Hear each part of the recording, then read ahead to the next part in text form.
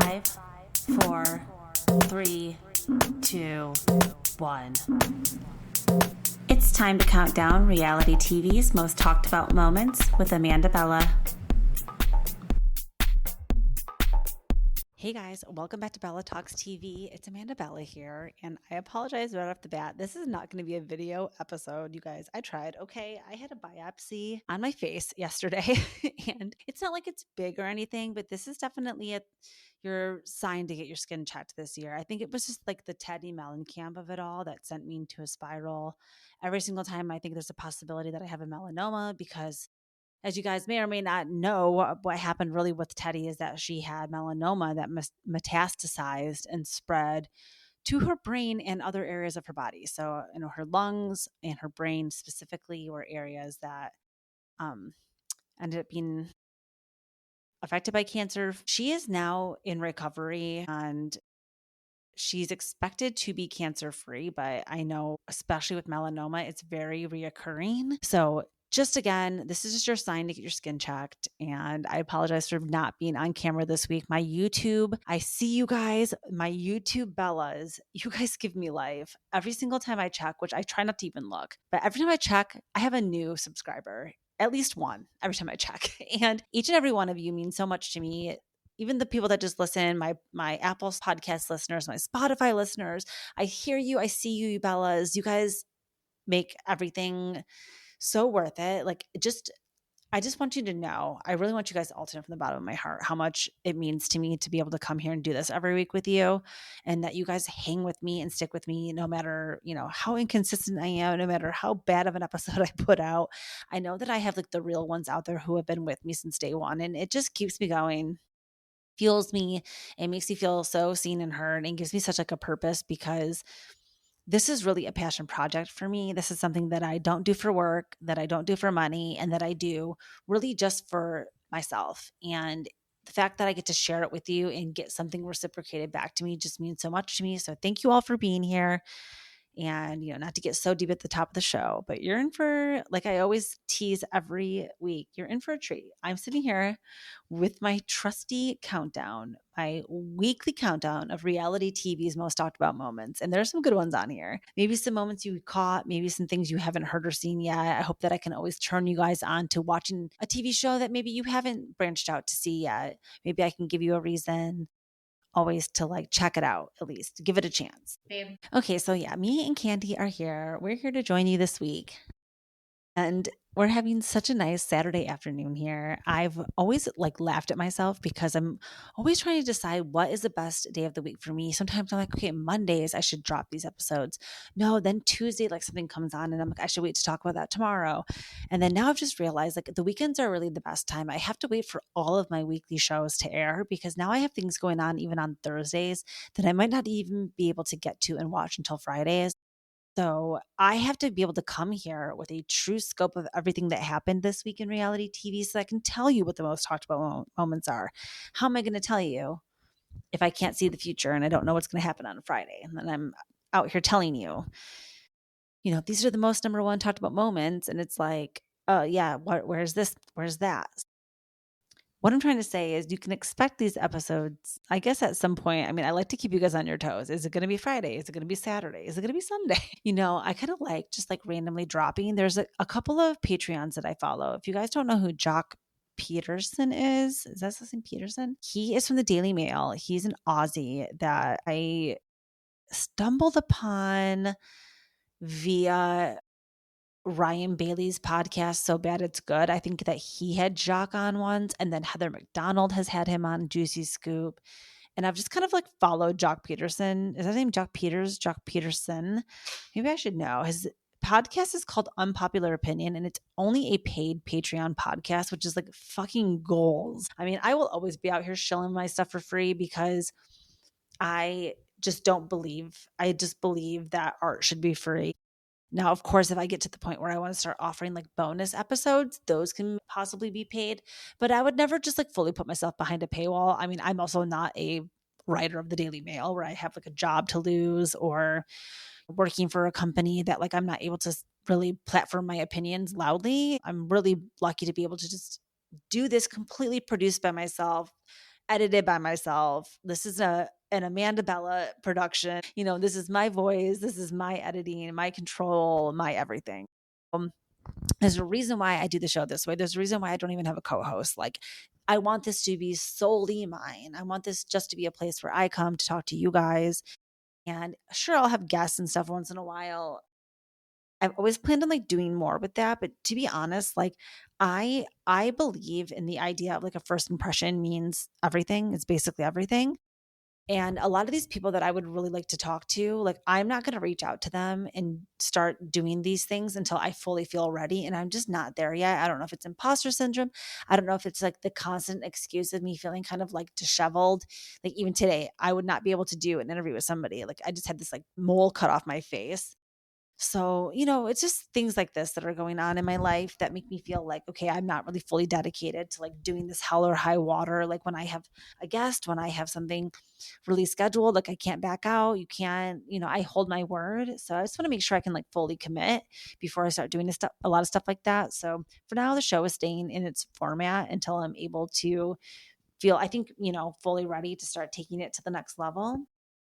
But this is also enough. And I'm trying to also be like, okay, what I put out is enough. What I say is enough. I don't have to like have bells and whistles and a bunch of unnecessary bows put on a podcast either. Like sometimes it can just be a raw form of expression, which is what I've always tried to keep this to, like a really simple, raw, no ads, just not here for any ulterior motive than to just express my reality TV opinions. So let's get fucking into it. Okay, you guys, let's get into my most talked about moments of the week. If it's your first time here, I start with a little icebreaker every week, which is my OMG and LOL moments of the week. And I typically choose, two different moments, one that is an OMG, like a jaw on the floor moment. Sometimes I like to call that like my OMG cry of the week too. If there's like a moment that really had me crying, real tears, which there were several this week actually. It was hard for me to choose one. And then also an LOL moment of the week, something that really had me laughing out loud, a true guttural LOL moment of the week. So I try to do my best to scrape the bottom of the internet to find these reality TV moments to come here and show you guys. And I hope that you will not necessarily agree, but just like find some of these things entertaining and just get you thinking. I think reality TV is a thought provoking show that also gets you just to think about human behavior and how friend groups work, how relationship dynamics work, like just what goes on in behind the walls of a household, in a family, in a marriage, stuff like that. So I just like contemplating all of these parts of reality TV and about real life. So let's get into it, you guys. My OMG and LOL moment of the week actually both are coming from the Kardashian premiere that was on Hulu this week. The Kardashians premiere on Wednesdays on Hulu. This is their 7th season on there. I believe that they signed a 10-year contract with Hulu to put out 10 seasons. I'm not sure if that at that point it will be reevaluated if they will continue to do the show. I don't foresee them stopping anytime soon. They have been held a little bit to the fire because a lot of people have been saying, like, what are we even watching? Who cares? They're not giving us what's really going on in their life. They're giving us like a package promotional video of all of the products that they sell and the projects that Kim works on and etc. But it's never like really about them and what's going on. Like I said, behind the walls of their family home and kind of like giving that inner peek like it used to be. So they really came to play this season because my OMG moment of the week is the fact that Rob is back and filming this season of the Kardashians. Now I really hope that they didn't just show him in this first episode and then we don't see him again. Like what a letdown that would be. I hope I'm not here singing praises that maybe aren't worth it. But even just getting him the little bit of time that we did this episode, didn't it feel so good, you guys? Didn't it feel like we are so back? Like we are so back. Rob is so back. And I don't know if you guys have seen these rumors about Rob and Black China rekindling their romantic relationship and like how they keep saying they're each other's like real true love. Like I'm getting like twin flame vibes from them, like toxic relationship twin flame vibes, if you know, you know. So I don't support that. But if Rob wants to come back to the Kardashians, if he's ready to, if he says, like he said, he just didn't feel comfortable before, he didn't want to be judged. If he's feeling now like he's in a better place and he's kind of just more confident and ready to put himself out there again and maybe doesn't care what the people think, either that or he feels like he's in a better place and just like wants to share that he is doing better now, whatever his purpose is for wanting to get behind the red light again, I'm grateful. I'm so grateful. I'm so thankful. I love that Rob is back. Everybody in the family is so happy. They're like, he's so funny. He's just like such a light to have around. And I think that he just went through a hard time. Like people forget Rob's a dad. He has a baby. Dream is his child. It sometimes you think it's like just China's baby. Sometimes you forget, and some people probably think it's Chloe's baby because Chloe is basically adopted Dream and True and Tatum. They're all living under one house. There was a rumor that Chloe talks about in this premiere where she says, yeah, a lot of people thought Rob was like living with me. He's not. Rob lives on his own. He does his own thing, which is good to know. Now, Chloe said that she has not had sex in over 3 years. That actually, I mean, everybody in the family feels really sad for her. I feel like if that makes her happy, which it seems like that's what she's projecting to us, is that she is happy not dating and not having any sexual relations with any basketball players named Tristan Thompson ever again. I mean, I'm glad to hear it. We're all happy to hear it. I liked how last season, they showed her and Lamar, or him, yeah, Chloe and Lamar kind of having that moment where they got together in the last season of the Kardashians. And she kind of got roasted for that, like using Lamar as kind of like a storyline. So I'm glad that she's just like, you know what, I'm single. I'm not pretending to date or like rekindle any romances this season. And I'm just here going to be hanging out with my brother. Me and Rob, we're back as a team.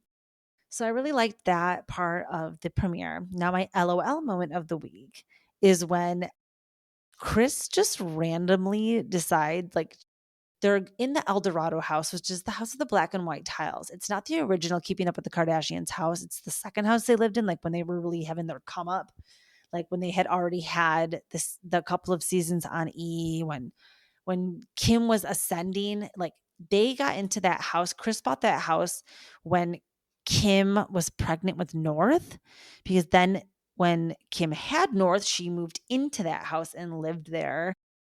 Which is interesting. She says it's because she was having like her first house built with Kanye and they weren't into the house yet. So they had to move into Chris's. But that family just always gives me like communal living vibes. Everybody's like raising each other's kids kind of and stuff, kind of like I just talked about with Chloe and Dream, and it's kind of just like one big happy family type of thing. So I just thought that was interesting that they were reflecting on that. Anyways, they're all talking about how sad they are to get rid of this house, right? Like memories. Kylie and Kendall grew up there.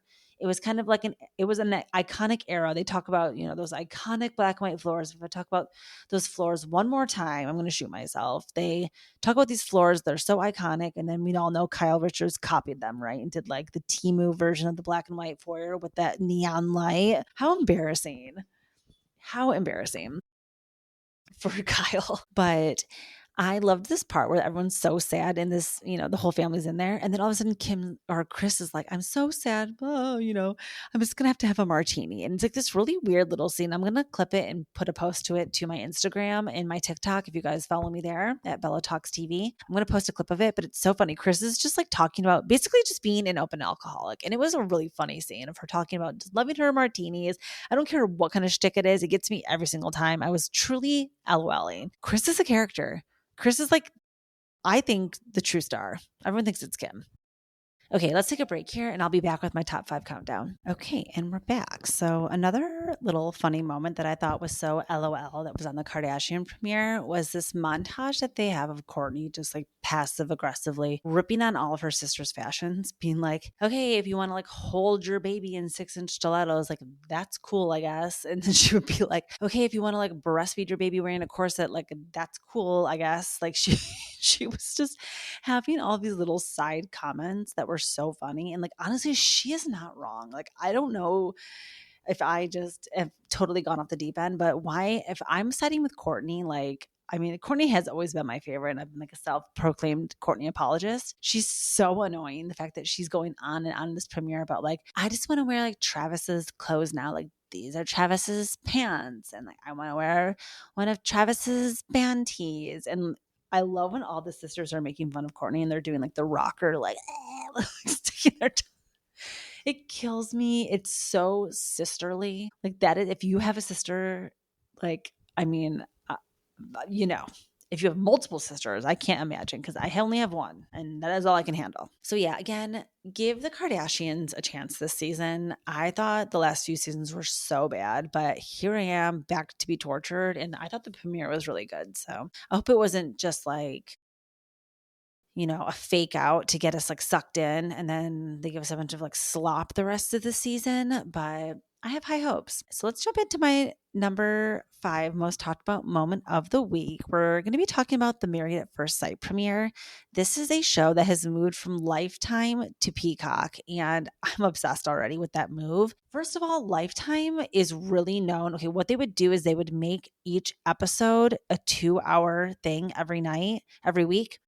So it would be like Tuesday nights would be Married at First Night and from 8 to 10. And then they would do a show called After Party and it would have a host and they would do like kind of an Andy Cohen style Watch What Happens Live, like a half an hour show that would be having a couple of the members of the shows, couples on there, like talking about what goes on in the episode. So they actually completely cut that. So After Party no longer exists. And my mom got me into Married at First Sight. And this is the 19th season, you guys. So I know it's a little late to jump in, but I'm going to tell you now, this is the season to do it.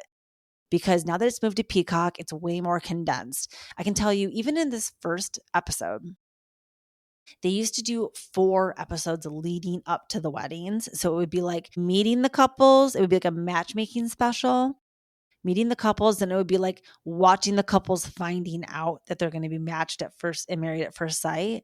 Then the next week it would be an episode of them telling their friends and family and them like dress shopping and stuff, kind of like Love is Blind where they all go and like do the dresses and the tuxes and everything. And then there would be a bachelorette party and then there would be the weddings. This time they just jump right into the weddings. Like you're meeting the couples, they're getting married in that moment. So there's none of this like fluff that goes on for like a month before. And then also what they would do is it would probably be what is one episode without commercials, like 42 minutes. It would be like 42 minutes worth of content stretched out over 2 hours. So there were tons of commercials on Lifetime. Like it was unbearable. It would be like a 2-minute scene and then like 5 minutes of commercials. 2-minute scene, 5 minutes of commercials. So it was just really awful, honestly, to watch on Lifetime. I'm so glad it moved to Peacock. Peacock now, God bless you if you don't have Peacock Premium. To me, it's worth every single dollar. I understand not everybody can afford it, but if you can get premium, you're already going to be starting off on a good foot, not having the commercials. You can just jump right in and you burn through these episodes. So another thing that they are doing is they released some episodes in batches, kind of like Netflix Love is Blind style too. I think they're really trying to make this the Peacock Love is Blind, and I'm here for it. I love Love is Blind, but I also love Married at First Sight, and I've been watching Married at First Sight for millions of years before Love is Blind was even invented, and they are not the same. I would say the biggest differences between Love is Blind and Married at First Sight is, first of all, they're not getting engaged behind a wall and then choosing to get married 4 weeks later where they've already seen each other. They are getting engaged without seeing each other and then still choosing to get married after they've seen each other. And they have like the trial marriage. If you've seen Love is Blind, that's like the premise. They meet in a pod. They don't see each other. They meet behind a wall and they date for 10 days. They get engaged and then they go on a honeymoon. And then they have 3 weeks to decide after living in the real world with each other if they want to get married at the altar. And they can say no at the altar. You have up until that moment to change your mind. So it's a very interesting show. And we're going to be talking more about that later in my countdown. But Married at First Sight is a different concept. You have not even the name of the person that you're marrying. You meet them literally at the altar when you're saying, I do. So it's an arranged marriage put together by matchmaking. And it's like a very long process. And these people that are going into this are very vetted. And I would say the other number one biggest difference with Married at First Sight and Love is Blind is that Married at First Sight, nobody is there to get famous. Nobody is there to become an influencer. These are like real people. This is real reality TV because these people, like once the season airs, you never see or hear from these people ever again. Like no, there's no like Bachelor Nation afterwards. There's no Love is Blind, Perfect Match universe afterwards. It's just you're on Married at First Sight and that's the experiment. And then you're lucky if you even get like, I would say you're probably lucky if you get 25,000 followers from this. This is not really like you get famous. Now with Peacock and it getting wrapped into this new platform, like maybe this will be way more of a popular show and people will be starting to sign up for it for the wrong reasons. I hope not. I hope the integrity of the show stays the same. But this premiere is so good. There's 5 couples getting married this season, and they have a first. There's always like a married at first sight first every season. Very Bachelor Nation, like the most dramatic season ever, how they always say that. And it's like, okay, how is it going to be more dramatic than the last? And sometimes they always find a way to make it more dramatic. Same with Married at First Sight. So this season, they have a mother and a daughter both getting married at first sight, which I find very interesting. Then we have, for the first time, a golden couple that are in their 60s. Well, the guy's 59 and the lady's actually 63, and I'm obsessed with her. Her name's Rhonda, and she gets married to a guy named Pat. And it's both of their second marriages. And I love Rhonda. She's a single mom of 4. She raised all of her kids on her own. The dad is a loser, and the kids are all so cool and loving and supportive of the mom. And I loved her wedding because she decided to wear a big, bright red ball gown. And she was just like, I'm not wearing white. And like, she's just very alternative and fun and like funky, has like such a fun personality. And she looks exactly like Shannon Bedore. Like, she could be Shannon's lost sister. And she actually has a very similar personality to like wacky Shannon. So I'm here for Pat and Rhonda. I love both of them already. It's giving golden bachelor, bachelorette vibes, which I also love, the golden versions of those seasons. So good. So love seeing people get like a second chance at love.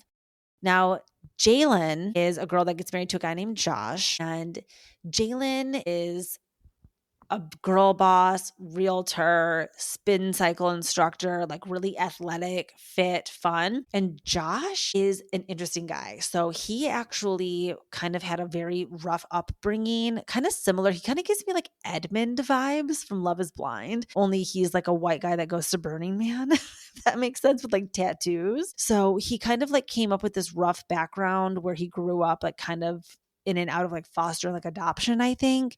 Didn't really have like a real relationship. Like, his dad didn't even know that he was even born, and he just met his dad at 31 years old. So there's just a lot going on with Josh, but he's a very sweet soul. And so Jalen's kind of like the strong alpha in that relationship. But Josh is also a very successful entrepreneur. And this season of Married at First Sight is going on in Austin. So just watching these couples, like, I think if you guys don't know, Austin is kind of like the new Silicon Valley of the South, where a lot of tech entrepreneurs are moving there for, I think, tax purposes. It's like a good state, I guess, to like have a country in, like an e-commerce country or company. So Josh moved there for that reason. So he's kind of this softy Edmund style guy who's also, though, like mixed with Sparkle Megan, because he's like really rich and has like his own company, and he has to have Jaden sign a post-nup, because remember, they got married already legally at the altar. He couldn't be like, hey, before I say I do, like, I want to know if you can sign a prenup. So he went into the marriage marrying her, and they're already legally married, but then he had to ask her to do a post-nup because to protect his company. He said that he's 50-50 in some kind of huge company. He's some kind of billionaire now. And his company partner also signed one when he got married. So both of them have decided to do these post-nups, whatever.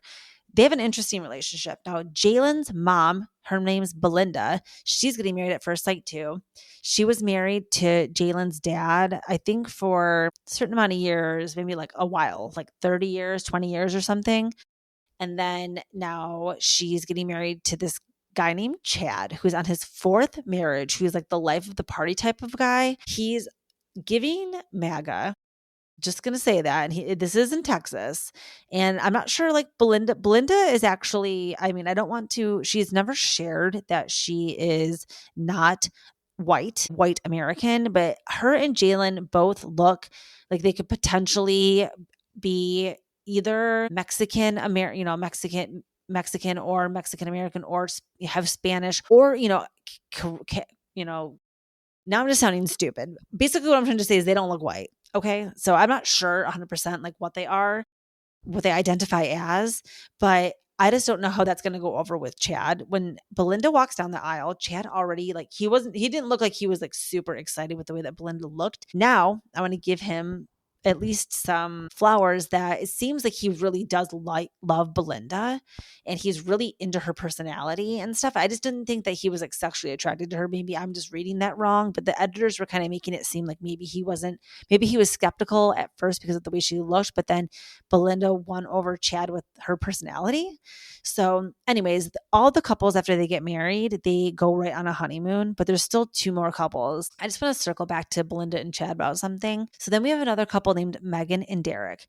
Derek is another like kind of seems like he kind of comes from like a rich family, like almost like a Wall Street type of bro who then did like an ayahuasca trip, and he also like likes to go to Burning Man and EDM festivals and stuff. So he's successful and has like money, but then is kind of like alternative in his thinking. And I think he can be like a little bit out there. And he gets married to this girl named Megan, and Megan is 38, never been married, never had any kids, and this is her first marriage. And she's kind of like a workaholic. She says that she works for her family business, but then she's also a realtor on the side. So there's just like a lot of hustler girl bosses getting married this season. Married at First Sight does love to do that. They love to pick like a strong female personality and put them with like a beta. So it's interesting to watch them. I'm not sure like with Meg and Derek exactly what's going on with them. They don't seem to be fully off to the best start. So I've got my eye on them. And then the last couple to get married is a couple named Will and Brittany. And I love them. I'm like super kind of into them. And Will, they're like an intellectual Black excellence couple that I like love. I love to see that representation. Also, a very common thing on Married at First Sight is pastors. There's three experts that are like the hosts of the show. There's Pastor Cal Robinson, Dr. Pepper Schwartz, and then there's Dr. Viviana, I think it's Holek, who she's kind of like the sex and marriage therapist. Dr. Pepper's more of like marriage counseling. And then Pastor Cal is, bringing in kind of like that perspective. And he loves to cast another guy that kind of reminds him of himself. There's one every single season that's like, oh, Cal, we know what you're trying to do here. You're trying to like, basically you see yourself in this guy and you want to give him a chance. And it never works out good. And I'm getting that vibe from Will. He kind of just seems like a dick. And he kind of just seems like he's got like a really bad, dry sense of humor. Brittany is really outgoing and bubbly, and she reminds me a lot of, if you guys watched Married at First Sight, but Paige and Chris a couple of seasons ago. Paige is really making me think of Brittany a lot, where she's like down for her man, down for her husband. Like she's like literally telling Will, just tell me what you like as a wife, and like I'll basically just transform into that. Like I want to be a perfectly molded wife for you, which is great. And Will just like can't communicate what he wants, so they're already off to a really bad start. But you guys, they have sex not on the wedding night. I think it was the next day without protection. And they're discussing it on camera. And like, they already teased that someone gets pregnant this season. So I'm already thinking like Brittany's about to get pregnant with Will's baby on the very first day of them knowing each other and getting married. Basically, like, I don't want to say one night stand because they are married, but it was like kind of like that. It was like the first night they met. So there's going to be drama. There is going to be drama, especially with them. I see drama from Belinda and Chad, Meg and Derek, Will and Brittany.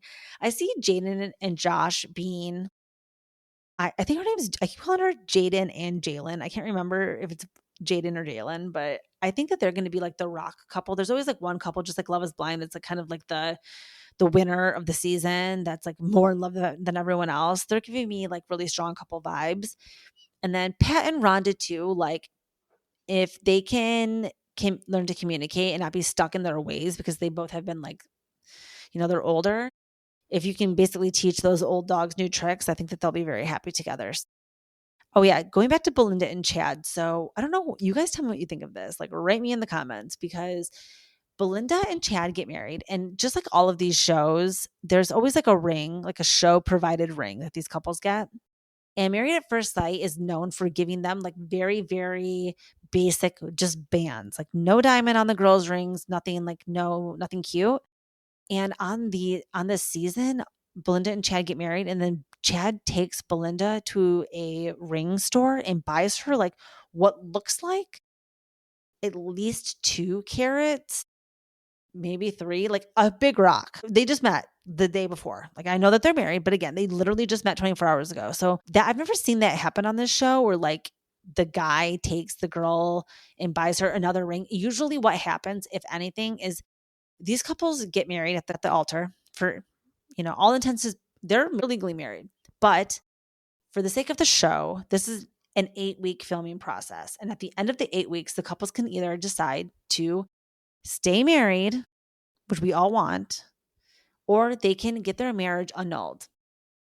So they all have the chance to basically get divorced. They call it decision day. But these couples are all married. So, you have to go through the process of getting annulled. Now, on D-Day, what will happen is a lot of the couples that choose to stay together, the guys will bring like a new ring, or they'll like re-propose and make it like a very romantic moment. Like, we want to stay together and here's a gift or whatever. But to do it like the day after the wedding, I've just never seen that. And then what I think is so weird, that after that, then Josh does the same thing with Jalen and brings her a ring that he bought her and surprises her. Now for all intent, because remember, Belinda is Jalen's mom. Chad is now Josh's stepdad. Remember, Josh is the one that just met his dad for the first time. So now he has like a new stepdad too, that was just Married at First Sight. There's just a lot going on. I really, really 10 out of 10 recommend Married at First Sight. This premiere was so good. And now that it's on Peacock, I'm going to see so many people talking about it. So looks really, really good. Okay, let's move on to my number 4 most talked about moment. It is going to be a short and sweet and sad one. We're going to talk about the MJ and Tommy split. Now, we don't have a lot of details around this, but we know that last Friday, MJ filed for divorce from Tommy. She's the one that filed. And apparently, according to Jeff Lewis, because, we know Jeff is very close to MJ. She's on Jeff Lewis Live all the time. And a lot of people on the show were commenting on this. And they were actually having like a whole segment talking about MJ's divorce announcement, saying that they all support it. And that from what they've seen, that MJ is in the right. She's actually going for full custody. Previously on the Shaws, a huge storyline was a fight that broke out and got physical, I guess, between Tommy, who, is MJ's husband that she met on Tinder and got married to, that MJ's mom hated. Everybody like kind of didn't want them to get married. They did. They got pregnant right away. MJ's dad died. There was just like a lot that went on in the last season of The Shaws of Sunset.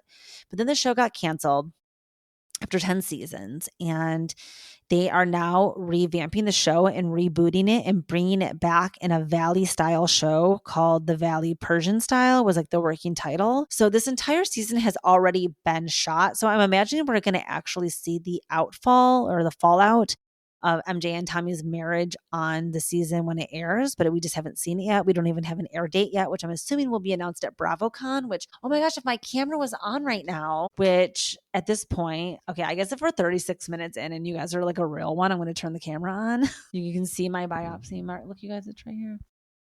Okay, so anyways, oh wait, it says you can't turn off the camera while recording. Okay, I guess it's just on now. Great. Well, anyways, I wanted to open up my BravoCon wristband because it's here and I haven't done that yet. So we will open this together as a family. And then what I was just going to say though is that, at BravoCon, I think they're probably going to announce the Shaws of Sunset and probably show a trailer. And we know everybody's going to be there, MJ and Reza and Gigi and stuff like that. So let's open up this BravoCon wristband. Your Bravo Marathon IRL, Las Vegas. And here is just a thing on how to connect my wristband and get it all signed up. But here it is, you guys, in all of its glory. I was unable to get a VIP ticket. I tried. They were sold out by the time I got one in my cart, but I was just happy to get my 3-day general admission. Very excited, you guys. BravoCon, it is all happening. All happening. Yellow. I mean, yellow was a choice. Yellow was a choice. But I'm happy. I think FanFest, they were pink, but whatever. Okay, very exciting. Okay, so that was my number 4 most talked about moment. Again, we don't have more details. I'm sure we're going to find out more. You can turn off the camera. Oh, I said I can. Okay, great. Bye. I'm turning it back off. But okay, yeah, number 4 most talked about moment. Yourselves, your eyes, your ears peeled for more information about the MJ split. Now, what I was going to allude to is that back during Shaws of Sunset in season 10, there were these fights. One got a little physical. I don't want to assume, of course, that there was any type of violence. I'm praying that there wasn't anything like that happened between MJ and Tommy. I mean, there's no, as far as we know, police or domestic a violence, report or police or anything being involved like that. Kind of like there was when Mike Shoehead from the Shaws and Paulina, they had their physical altercation. Nothing like that has been reported. So I don't know if anything got physical, but we just saw that he had a temper like that and that, he smashed and did physical damage to Rez's house and that he had been pressed charges against him and stuff before. So we know that he has a temper. Just thinking and sending out good thoughts for Baby Shams, and MJ and Vita. So let's move on to my number 3 most talked about moment of the week. It is the insane receipt dropping of the contract that Stacey had TJ sign for the Real Houses of Potomac. Now, you guys, I've heard of this contract. This contract is not something new. This has been existing for a long time.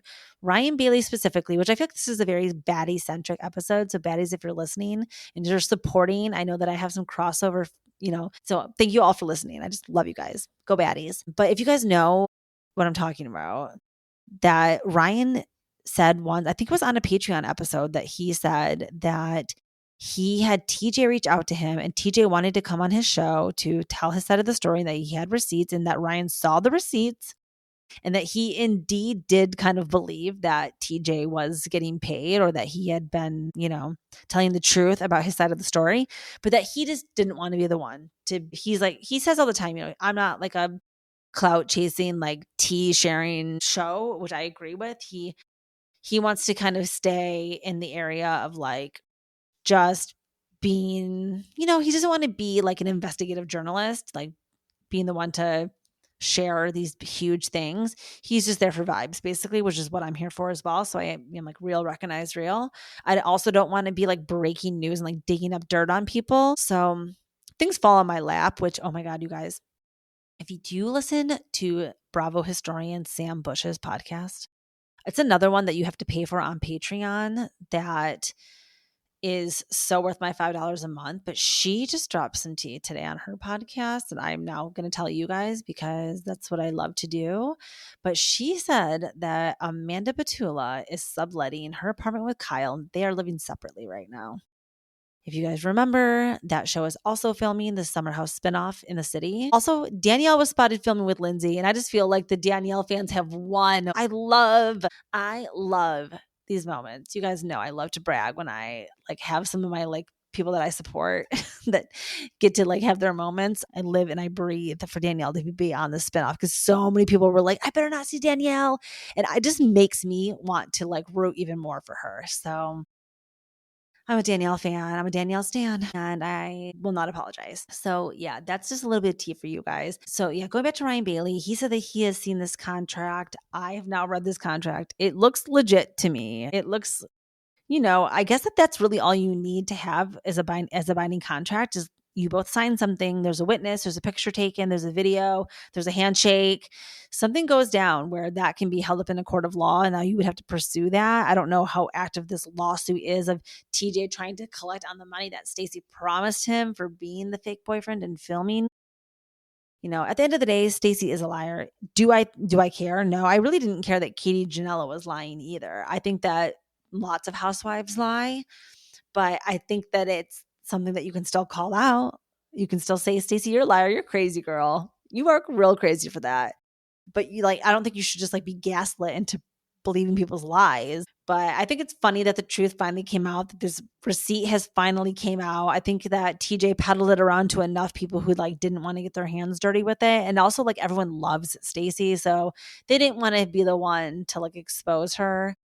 But girl, she be lying. And she's definitely, I guess it has been proved. I mean, this is why internet sleuths are the best. But somebody did find her actual divorce paperwork that was sealed and signed, sealed, and delivered from the DC president, I guess. I mean, who goes on with these divorces? I don't know, but it's real, you guys. Like that whole TJ thing was fake. And whether or not you want to believe it, it went down like that. It happened. So, lots of liars be out there. Again, Wendy and on Potomac Housewives, we got lots of lying going on there. Giselle, she's being accused this season of lying about her dating this NFL player who, why would you lie, girl? Like if you were dating this guy, like scream it from the rooftops. I don't know. I want to like just see her show us, like be more Ashley. She needs to just take a little bit of the page from the Ashley Darby book. Just show us the good, the bad, and the ugly.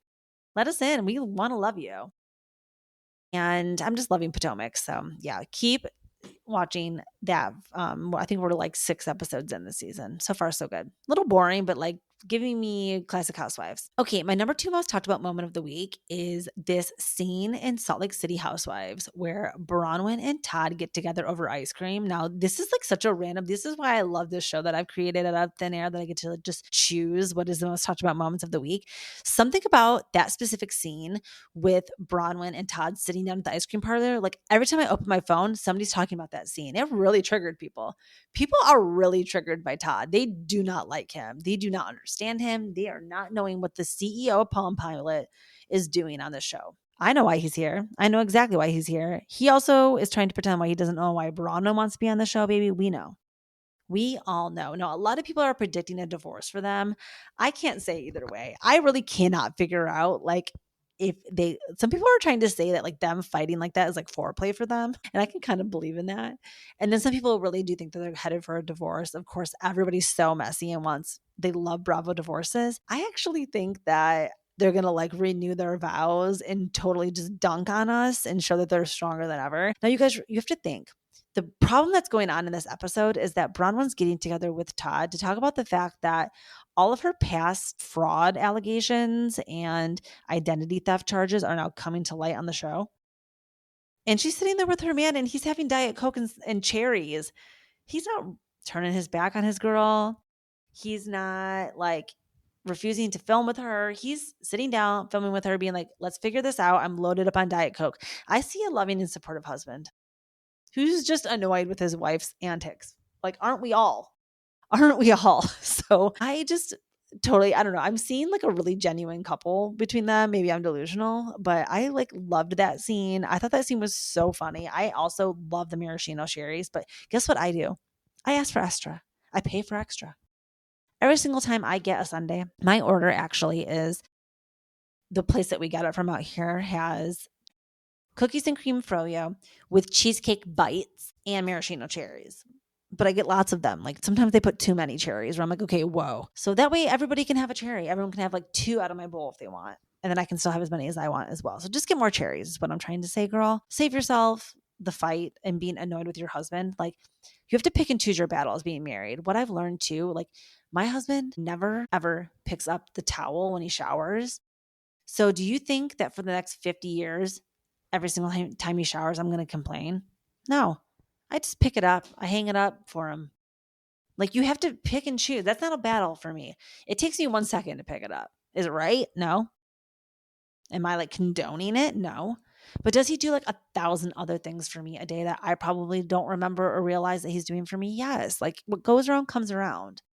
Relationship, marriage, karma. So every towel I pick up for him, I know that he does something for me. So you have to like do these things in marriage. And so just like with how for every time that Todd actually does show up for Bronwyn and is there for him, she isn't going to abandon him and just like leave him now. Like she's going to give it back and give him support too and like not leave him. Like it's like that's really what a relationship is built on. I'm a stan of Bronwyn and Todd. Like I love them. I've been rooting for these crazy kids since last season. So I don't know about these rumors. I don't know if they're true. They're sealed and we're never going to find out. So I'm not going to spend too much time and energy trying to figure out whose identity Bronwyn tried to steal. But I believe it. I 1000% believe it. She gives me total fraud vibes, right? She gives me like who is she vibes. I just do not know who the real Bronwyn is. So that's like the perfect person to be doing like theft and fraud and stuff. It's like you never really truly get to know someone. So one thing I do like about Bronwyn is her relationship with Christian Siriano. I'm like a huge Project Runway girly. I'm so happy it got renewed for another season. I loved Law Roach getting included in the casting. I think I really liked this last season. I didn't really like the winner or the fashions, but I liked the concept of the show. I hated how they started doing the eliminations right at the beginning of the episode instead of the end. That was awful. If somebody from Project Runway is listening, like please go back to the other way it used to be. Please, please send them to their workroom at the end of the show and let us all sleep in peace. Okay, let's move on to my number 1 most talked about moment of the week, you guys, because it's a crazy one. So it is the apparently leaked press photos from, I guess the US Sun? Like what even is the Sun? Is that like Daily Mail, UK Mail. Where's the Sun from? Whatever.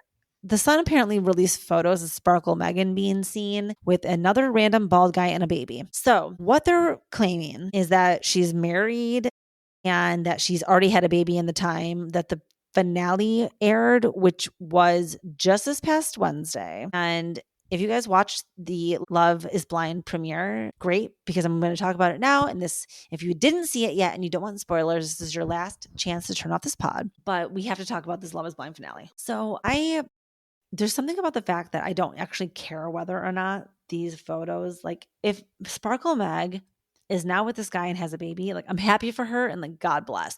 But I don't know that man and I don't know that baby. So I don't care about them. What I do care about is what happened with Jordan, what happened in the time that you guys broke up and then you met this man. Like how did you meet this guy so fast? I mean, I guess I'm not sure. I heard it was upwards of 2 years that this show. So I, again, don't care about this man and I don't care about this baby. I do care about the reunion and seeing just like somehow the drama unfolded.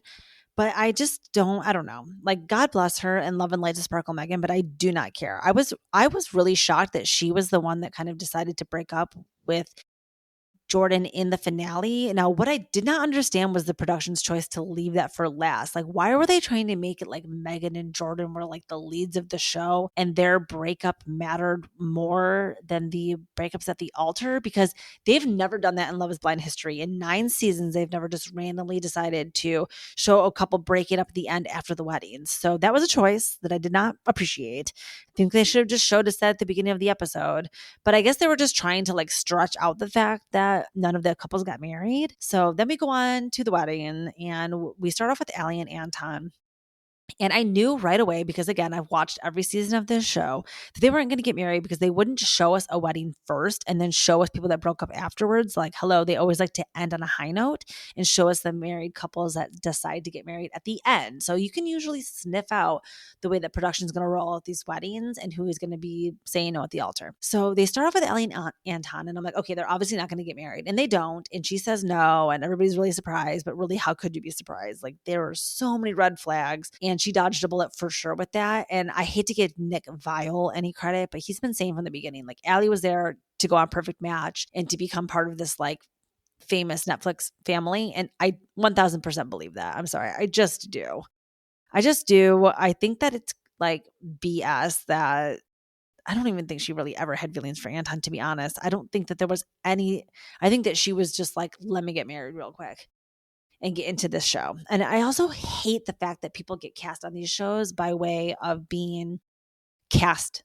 Like they reach out to people and are like, hey, will you come on this show? It's like, no, you need people to apply. You have to go through a process where people apply. You cannot headhunt these people. Because then you find people that are like in relationships and people that like actually weren't going to go on this show, but then now it's like, oh, why not? And they're already there for the wrong reasons. And you need these people to be the ones that reach out to them. Hello. Okay, so anyways, then we have KB and Edmund, and I cried so much during this wedding. This man's backstory is truly so touching. Just seeing the way that he has been able to like grow in life. I mean, his 5th grade teacher, all these people there in his community supporting him. I don't care what people say about him. I just, he wasn't right for this show, but I think he's a good person. And I truly cried so much, like snot tears down my face.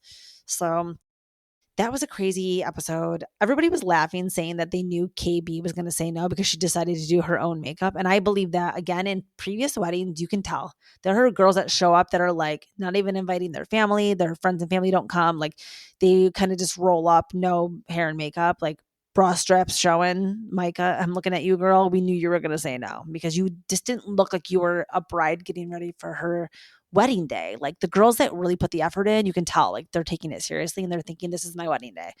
So I just knew that everyone was going to say no. We had heard rumors that there was foreshadowing on the Love is Blind poster. Do you guys remember when it came out? Because the one golden goblet was like tipped over with the wine spilling out of it. And everyone was like, oh my God, is that foreshadowing that like this is a bad season and it's a failure and the experiment doesn't work and no one gets married?